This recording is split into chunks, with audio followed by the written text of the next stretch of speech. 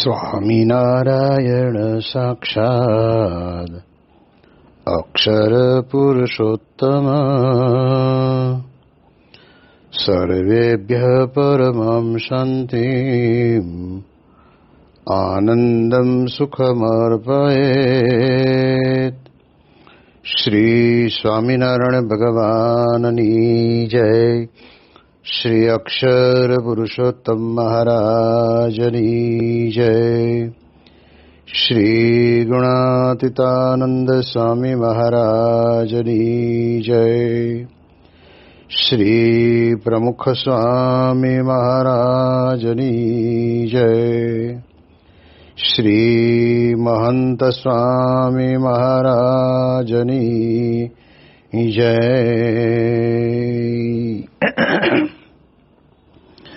પ્રગટ ગુરુ હરિ પરમ પૂજ્ય મહંત સ્વામી મહારાજની આજ્ઞા અને આશીર્વાદથી આપણે બધાએ નિત્ય પ્રાતઃ કથાનો લાભ લઈ રહ્યા છીએ.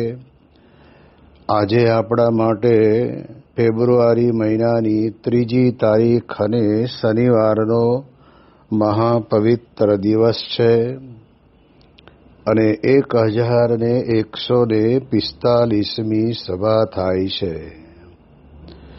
અને કહત હૈ સહજાનંદ એ વિષય ઉપર 796મો દિવસ થાય છે. ભગવાન સ્વામિનારાયણ ગઢડા પ્રથમ પ્રકરણના 54મા વચનામૃતની અંદર આપણા બધાના આત્યંતિક કલ્યાણ માટેની અદ્ભુત વાત કરે છે.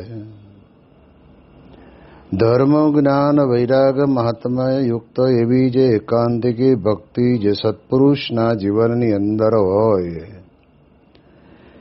એવા એકાંતિક સાધુના પ્રસંગ થકી જ ભાગવત ધર્મનું પોષણ થાય છે અને મોક્ષનું દ્વાર પણ એવા સંત થકી ઉગાડું થાય છે.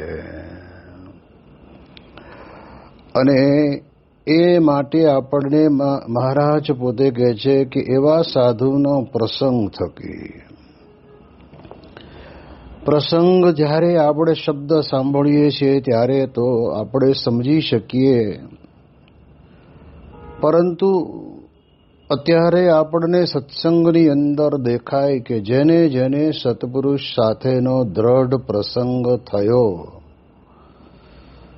એમને પોતાના જીવનની અંદર પોતાના મનનું ધારું સંપૂર્ણપણે મૂકી દીધું અને મોટા પુરુષ કહે એમ એમણે પોતે કર્યું એ આપણને દેખાય છે. આપણા ગુણાતીત ગુરુવર્યોના જીવનની અંદર પણ આપણે અનુભવ કરતા આવ્યા છીએ કે એમને જે પ્રકારે સત્પુરુષની સાથેનો દ્રઢ પ્રસંગ, જેમ કે બ્રહ્મ સ્વરૂપ ભગતજી મહારાજને વડતાલની અંદર જ્યારે વિમુખ કરવાનો નિર્ણય લેવાયો ત્યારે ગુણાતીતાનંદ સ્વામીએ પોતે કહ્યું કે ઓલા પ્રાગજી, આ ઓલા લોકો બધા તને વિમુખ કરવા માટે બેઠા છે. ત્યારે તે વખતે ગુણાતીતાનંદ સ્વામીને ભગતજી મહારાજે કહ્યું કે આ લોકની અંદરથી મને વિમુખ કરશે પણ ભગવાન અને સંતની પાસેથી તો વિમુખ કરી શકે એમ છે નહીં. અને એ પ્રમાણે જ્યારે એમના અંતરની અંદર દ્રઢ હતું ત્યારે એવો પ્રસંગ એમને ગુણાતીતાનંદ સ્વામી સાથે થઈ ગયો કે સ્વામી જેમ કહે તેમ એમણે કર્યું. ગિરનારને બોલાવવા માટેની આજ્ઞા કરી તો પણ ગુણાતીતાનંદ સ્વામીના વચનમાં એમને શંકા ગઈ નહીં. સંતો વાત કરે છે ને કે મોટા ભાગના પ્રસંગો એવા જ ગુણાતીતાનંદ સ્વામીએ ઊભા કર્યા કે પોતાના જીવનની અંદર પોતાની પાસે રહેલી જે બુદ્ધિ છે એ ઘણી વખત તર્ક કરે કે આવું શા માટે, અને એના કારણે કરીને કદાચ આપણે આપણા મનની અંદર વાત ન બેસે તો આપણે પ્રસંગ કર્યો કહેવાય નહીં. અમે જ્યારે ગામડે વિચરણ કરતા હતા ત્યારે એક ગામની અંદર અમે ગયા અને ત્યાં હરિભગત પાકા આમ સત્સંગી પણ પૂજા પાઠ કે કપાળમાં તિલક ચાંદલો કરે નહીં. એટલે અમે કહ્યું કે તમે કરો, તમને પૂજા પણ આપીએ અને તિલક ચાંદલો કેવી રીતે કરવો એ પણ સમજાવીએ. અને ત્યારે એમણે કહ્યું કે મારું મન માનશે ને ત્યારે કરીશ. અત્યારે મારું મન ના પાડે છે.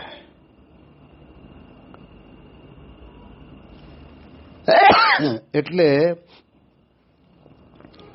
મનની ભૂમિકા બહુ મહાવિચિત્ર છે કે જેના કારણે કરીને ભગવાન અને સંત કહે ને ત્યારે કરવામાં પોતાની બુદ્ધિ આડી આવે.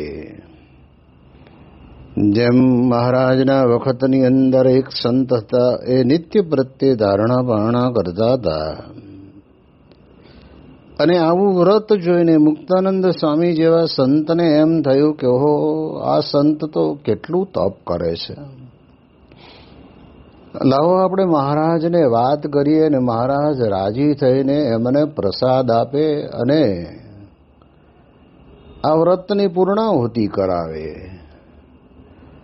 અને મહારાજની પાસે આવીને મુક્તાનંદ સ્વામીએ કહ્યું કે સ્વામી, આ સંત બહુ ધારણા ભારણા કરે છે, તો આપ રાજી થઈને એને થાળ આપો અને ધારણા ભારણાની પૂર્ણાહુતિ કરાવો. મહારાજ જાણતા હતા હવે વ્રત કરે છે ખરું, પણ મહારાજ કહે એમ કરવા તૈયાર નથી.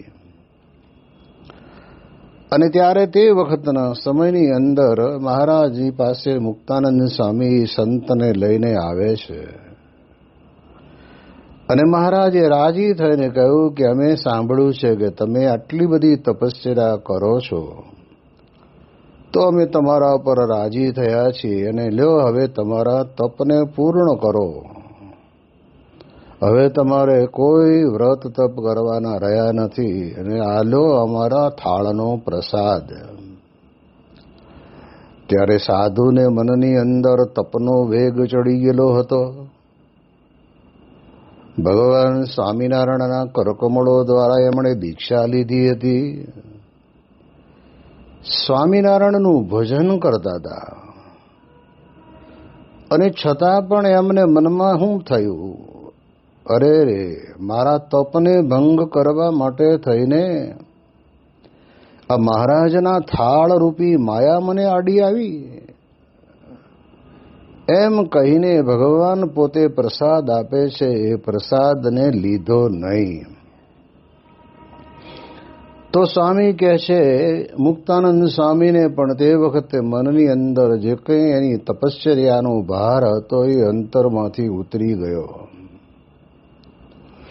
અને એટલે જ મુક્તાનંદ સ્વામી કહે છે ને કે મનમત થઈને તું કોટી સાધન કરે, મનમત થઈને તું કોટી સાધન કરે, સદગુરુ શબ્દ બિન સર્વે કાચું,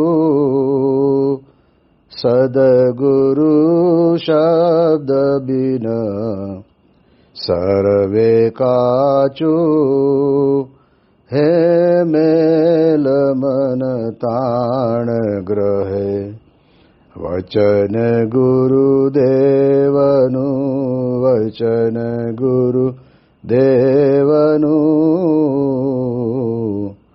સેવતું રૂપયે શુદ્ધ સાચું.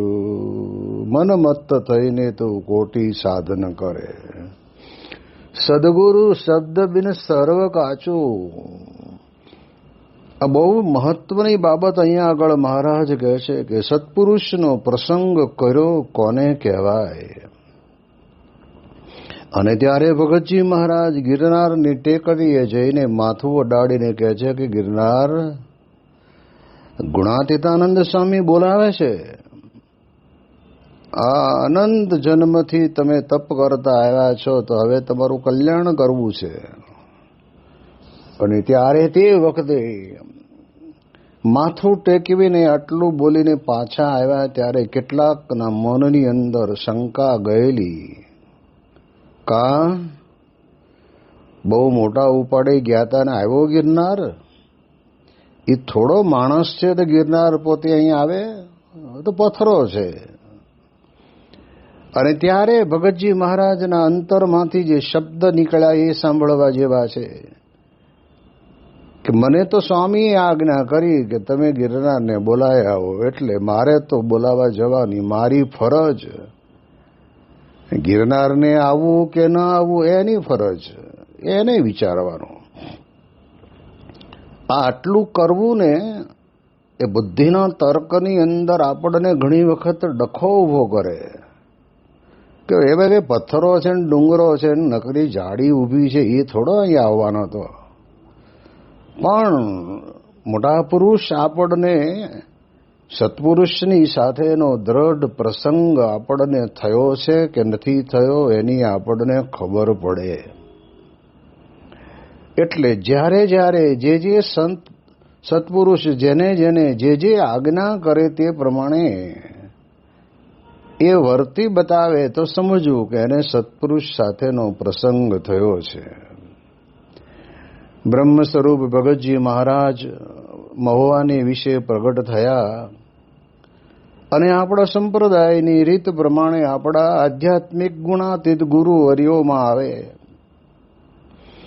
એટલે પ્રમુખ સ્વામી મહારાજે સંકલ્પ કર્યો કે જે પુષ્પદોલોત્સવની પહેલી પૂનમ એટલે ફાગણ સુધી પૂનમ આવે ને તે દિવસે ભગતજી મહારાજનો જન્મ જયંતિ દિવસ, અને એને 150 વર્ષ પૂર્ણ થતા હતા.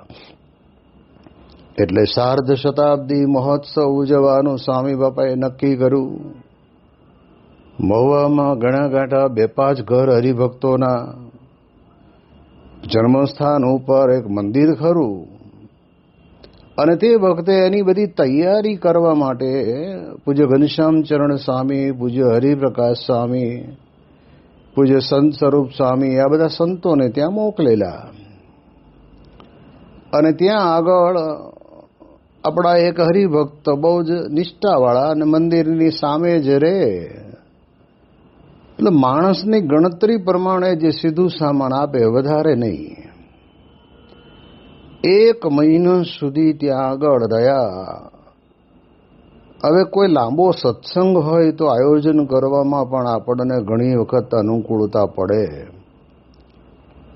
પણ એ જ હરિમંદિરની અંદર રહેવાનું અને બધી જ પ્રકારની તૈયારી કરવાની, સ્વામી બાપાના ઉતારાની વ્યવસ્થા, સભા મંડપની વ્યવસ્થા, જમવા માટે જે કોઈની વાડી મળી તે વાડીની વ્યવસ્થા, સીધું સામાન ભેગું કરવાનું, આ બધી જ જવાબદારી આ બધા સંતોને શીરે નાખી.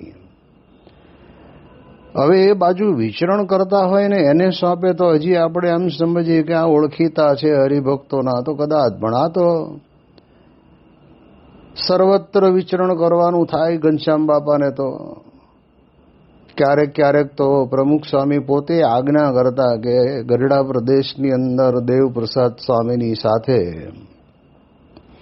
જોડમાં કોઈ સાધુ નથી, માટે તમે જાઓ અને ગઢડા પંથકની અંદર જે ગામડાઓ છે એની ગામડાઓની અંદર ધર્માદો ઉઘરાવા જવાનું છે. હવે ક્યાં ઓલા શાસ્ત્રીજી મહારાજના વખતના વડીલ સંત અને આ ઘનશ્યામ બાપા પોતે પણ એવું પણ એમણે પોતાના જીવનની અંદર ક્યારેય મનની અંદર ઓછું આવવા દીધું નથી કે સ્વામી કોઈક બીજો ગોતો ને. સત્પુરુષનો પ્રસંગ એટલે તો જ્યારે જે વચન કહે તેમ જ કરી લે.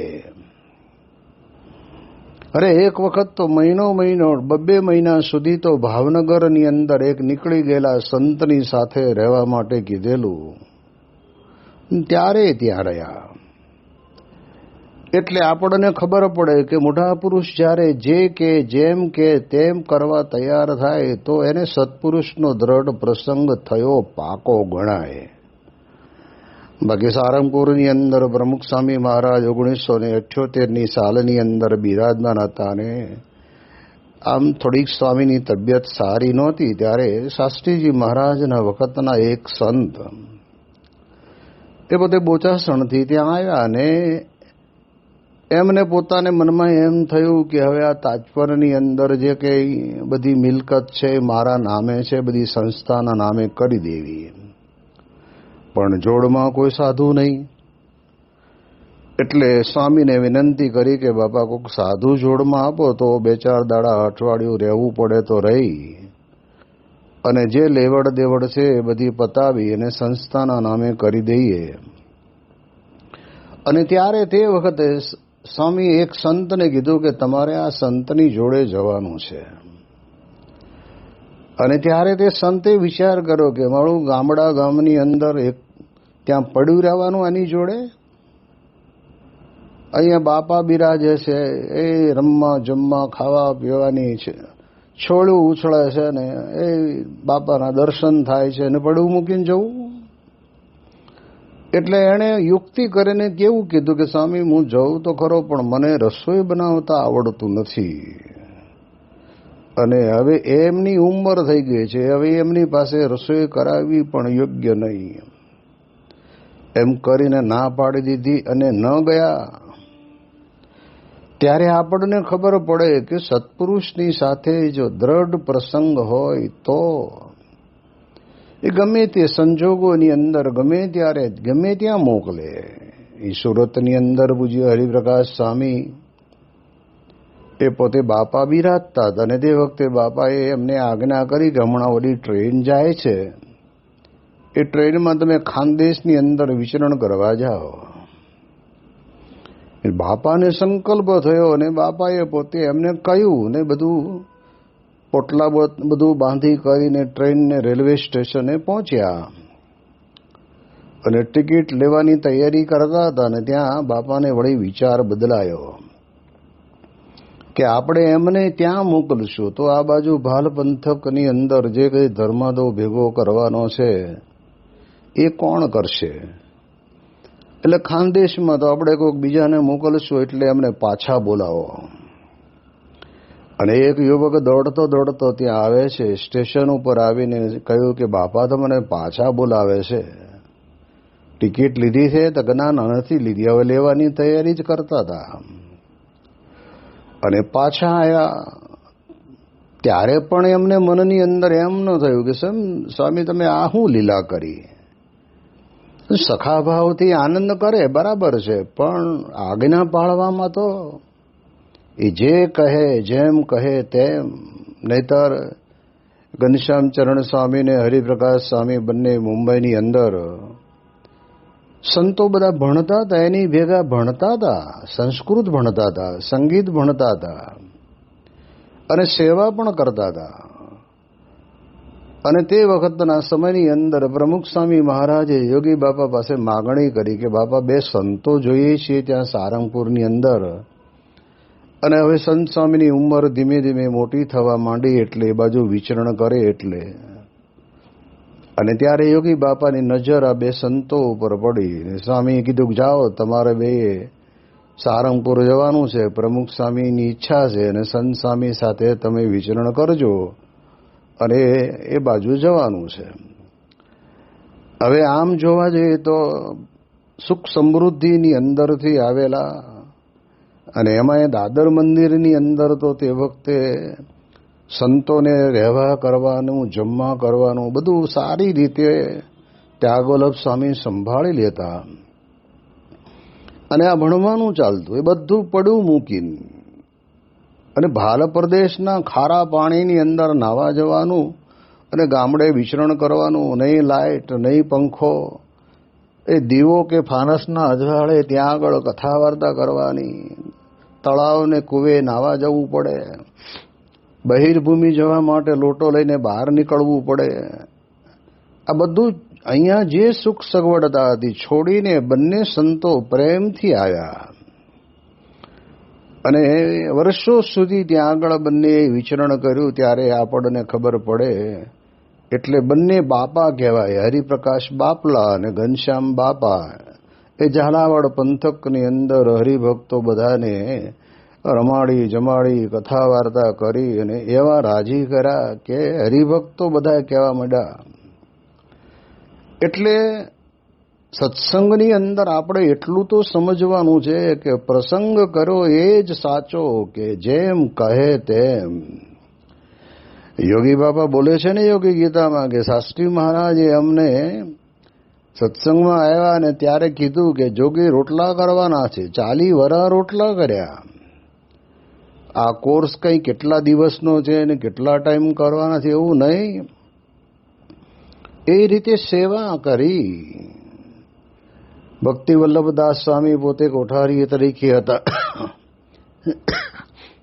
અક્ષર સ્વરૂપ સ્વામી પોતે કોઠારી તરીકે હતા.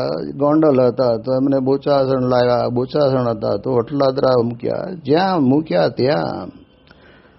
એટલે યોગી બાપા એવું યોગી ગીતામાં કહે શાસ્ત્રી મહારાજના વખતના 50 સંતો શાસ્ત્રી મહારાજ જેમ કે એમ કરતા.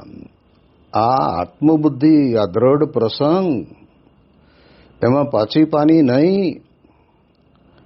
એટલે મહારાજ કહે છે કે આપણા જીવનની અંદર આપણને આ ભાગવત ધર્મનું પોષણ શેનાથી થાય? તો આવા સત્પુરુષની સાથેનો આપણો દ્રઢ પ્રસંગ. અને એના કારણે કરીને સ્વામી કે સત્સંગની અંદર આપણે આંતરિક શાંતિનો અનુભવ કરીએ. જેમ ધર્મ સ્વરૂપ સ્વામી પોતે સાધુ થયા અને યોગી બાપાની ઈચ્છા એમને ગોંડલ રાખવાની. અને ત્યારે સંત સ્વામીની ઈચ્છા એમ કે સારંગપુરમાં રહે અને પૂજારીમાં તો સારું. એટલે પ્રમુખ સ્વામી મહારાજે પોતે યોગી બાપાને કહ્યું કે બાપા સંત સ્વામીની ઈચ્છા સારંગપુર લઈ જવાની છે. તો બાપા કે સંત સ્વામીને આપણે રાજી કરીએ કે. અને ગોંડલ જેવું સરસ મજાનું રાજાધીરાજ સ્થાન હતું, પણ બાપાએ આજ્ઞા કરી એટલે તરત જ સારંગપુર. અને સારંગપુર રહ્યા. વર્ષો સુધી પૂજારીની સેવા કરી. સાધુતા સભર જીવન જીવીને એમણે પોતે મહિનાના 5 ઉપવાસ કરવાના, કથા વાર્તાની અંદર બેસવાનું અને વાંચતા આવડે એટલું વાંચવાનું, આ બધું પોતે કરતા. તો આપણને ખબર પડે કે સત્સંગની અંદર આત્મબુદ્ધિ અથવા તો દ્રઢ પ્રસંગનો અર્થ જ આ થાય છે, બીજો કોઈ અર્થ નહીં. અને એટલા જ માટે આપણા સત્સંગની અંદર આપણે ત્યાં પૂજ્ય વિવેક સાગર સ્વામી કહે છે કે આપણો સત્સંગ એક ગુરુમુખી સંપ્રદાય છે. આપણને ગુરુ જે આજ્ઞા કરે, જેમ આજ્ઞા કરે એમ.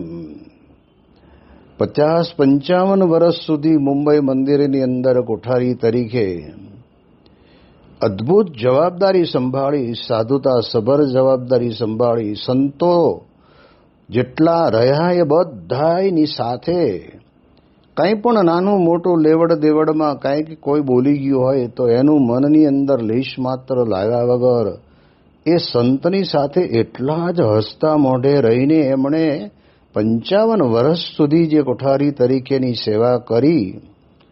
અને આપણે ત્યાં કહેવાય છે કે મુંબઈના સત્સંગની અંદર મહત્વનો ફાળો જો કોઈનો હોય તો કોઠારી સ્વામીનો.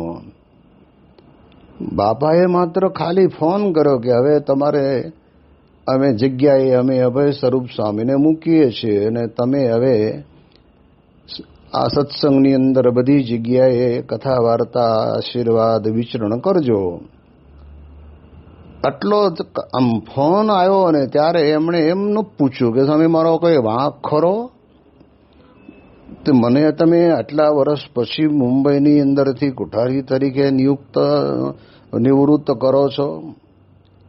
તરત જ પોતાની ઓફિસમાંથી જે પેન પેન્સિલ એમને લેવાની હશે, ડાયરી લેવાની, એટલું લઈને અભય સ્વરૂપ સ્વામીને ચાવી આપી દીધી. જેમ સાપ કાંચળી ઉતારે ને એમ ઉતારી દીધું. આ દ્રઢ પ્રસંગ. અને ત્યારે આજે આપણે જોઈએ છીએ કે આ બધા સદગુરુ સંતોના જીવનની અંદર યોગી બાબા જેવા ગુણો આપણને ગુણોના દર્શન થાય છે. એમના દર્શન કરતા પણ આપણને અંતરની અંદર શાંતિ થઈ જાય એવા સંતો છે. એટલે મહારાજ આ વચનામૃતની અંદર આપણા દરેક માટે મહારાજ વાત કરે છે કે ભાગવત ધર્મનું પોષણ આપણે કરવું હોય, એટલે એકાંતિક ધર્મ સિદ્ધ કરવો હોય તો એક જ રસ્તો આપણને મહારાજ બતાવે છે કે દ્રઢ પ્રસંગ. દ્રઢ પ્રસંગ એટલે જે આજ્ઞા કરે, જે રુચિ હોય તે પ્રમાણે એ કરવાનું જ. અને પ્રમુખ સ્વામી મહારાજ પણ આવડી મોટી સંસ્થાનો વ્યવહાર સંભાળતા, અને એટલે કોઠારી સ્વામી માટે પોતે બોલ્યા કે ગુણાતીતાનંદ સ્વામીએ તો લખ્યું છે કે મોટા શહેરનું સેવન, કોઠાર, ભંડાર, અધિકાર આ બધુંય જીવને બગાડવાના હેતુ બનીને ઉભા રહે છે. પણ પ્રમુખ સ્વામી મહારાજ કે કોઠારી સ્વામીએ આ વાતને ખોટી પાડી. એ ક્યારે પડે? તો આવો દ્રઢ પ્રસંગ યોગી બાપામાં જેટલું હેત હતું એટલું ને એટલું જ હેત એમને પ્રમુખ સ્વામી મહારાજને વિશે થયું. નહીતર આપણે જાણીએ છીએ કે યોગી બાપાના હેતની અંદર જે જોડાઈ ગયા ને પછી બીજે ક્યાંય એમને ઈચ્છા થાય નહીં. અને એટલે જ કોઠારી સ્વામીએ પોતે પોતાની થીસીસ લખીને તૈયાર કરી હતી ને પ્રસાદીની કરાવવા માટે મુંબઈથી ગોંડલ આવેલા. અને ત્યારે તે વખતે શાસ્ત્રીજી મહારાજના રૂમની અંદર આ પ્રસાદીની કરવા માટે સ્વામીને આપીને ત્યારે બાપાને કોઠારી સ્વામી કહ્યું કે સ્વામી, અમને જ્યારે યોગી બાપાએ સાધુ બનાવ્યા ત્યારે અમને એવું કહેલું કે તમને બધાને અમારે એકાંતિક ધર્મ સિદ્ધ કરાવવો છે. તો સ્વામી યોગી બાપા તો ગયા. અને ત્યારે પ્રમુખ સ્વામી મહારાજને અંતરની અંદર દ્રઢ વિશ્વાસ હતો કે જેટલું સત્પુરુષનો પ્રસંગ યોગીજી મહારાજની સાથેનો હતો એટલો જ ને એવો જ પ્રસંગ કોઠારી સ્વામીને આ અમારી સાથે છે. એટલે સ્વામીએ કીધું કે એ પણ થશે, એમાં બાકી નહીં રહે. અને આજે આપણે જોઈએ છીએ કે પોતે એકાંતિક ધર્મ સિદ્ધ કરીને બેઠા છે. વચન સિદ્ધ પુરુષ બાપાને યાદ કરીને આશીર્વાદ આપે અને કામ થઈ જ જાય. તો પણ કોઈ દિવસ એમણે ક્યારેય પોતાના મોઢે એવું નથી કીધું કે જોયું ને ફલાણો ભાઈ કંઈક ને આવી પ્રશ્ન હતો ને એને કીધું ને મેં એને આશીર્વાદ આપ્યા અને એનું કામ થઈ ગયું. એવું તો ક્યારેય એમણે મોઢે બોલ્યા નથી કે નથી ક્યારેય કોઈ દિવસ જીવનની અંદર અણસાર પણ આવવા દીધો નથી. ત્યારે આપણે સમજવાનું કે સત્પુરુષને વિશે દ્રઢ આત્મબુદ્ધિ. ઈશ્વરચરણ સ્વામી યોગી બાપાના અંગત સેવક અને સત્સંગ પ્રવૃત્તિના કન્વીનર, મુંબઈમાં વર્ષોથી રહેતા હતા. બધું જ સત્સંગ પ્રવૃત્તિ કાર્યાલય ચલાવતા હતા. પરંતુ પ્રમુખ સ્વામી મહારાજને બધાની ઈચ્છા એવી હતી કે આપણો સત્સંગ ગુજરાતની અંદર વધારે ને વિશેષ કરીને છે, એટલે આપણે ગુજરાતની અંદર આ બધું કાર્યાલય લઈ જઈએ. એટલે પહેલાં એવું નક્કી થયું કે આપણે અટલાદરામાં રાખીએ તો વડોદરાની અંદર પ્રેસ, પ્રિન્ટિંગ, આ તે બીજું ત્રીજું બધું મળી રહે. વળી પાછા પ્રમુખ સ્વામી મહારાજને પોતાને વિચાર આવ્યો કે એના કરતાં કે અમદાવાદ રાખીએ તો આપણે સરકારી દરબારી નાના મોટા કંઈ કામ કરવાના હોય તો અમદાવાદથી સારી પેઠે થાય. એટલે અમદાવાદ, મુંબઈની અંદર 12 મહિના એક સરખી ઋતુ રહે ને શાંતિ ને ઠંડુ વાતાવરણ, એ છોડીને અમદાવાદની કાળઝાળ ગરમી 45 ડિગ્રી. અત્યારે તો જેને કહેવાય કે આ બધા કેરોસીનના ધુમાડા ઓછા થયા. બાકી પહેલાં તો અમદાવાદમાં હાંજ પડે અને પવન બંધ થાય અને જે ધુમાડો બહાર આવે, રોજની માણસ 10 સિગરેટ પી જતો હોય ને એટલો શ્વાસની અંદર ઓક્સિજન કહે છે કાર્બન ડાયોક્સાઇડ જાય. એવી ગરમીની અંદર પણ અવ્યવસ્થાની અંદર વર્ષો સુધી એક જ રૂમ, હોલ જેવો રૂમ, ને રૂમની અંદર નહીં એસી, નહીં બીજી કોઈ સગવડ, અને એમાંય પાછા પૂજારી જગત પાવનની ભેગા રહેવાનું, તો પણ પ્રેમથી ત્યાં રહ્યા. તો એ સત્પુરુષની સાથેનો દ્રઢ પ્રસંગ, અને કેટલું મોટું વિરાટ કાર્ય કર્યું. મંદિરોના નિર્માણ, મંદિરોની મૂર્તિઓનું આયોજન, સાથે સાથે સત્સંગ પ્રવૃત્તિ એટલી બધી વિકસાવી, જુદી જુદી રીતે અધિવેશનો કરાવ્યા. આ બધું જેમણે જે કર્યું, પણ કપરા સંજોગોની અંદર રહીને કર્યું. અને એમને એવો વિચાર ન આવ્યો કે સ્વામી આ ગરમીમાં રહેવાતું નથી, પણ રહ્યા. એ સત્પુરુષની વિશેનો દ્રઢ પ્રસંગ, એની વિશેષ વાતો આપણે આવતીકાલે કરીશું. શ્રી સ્વામિનારાયણ ભગવાનની જય.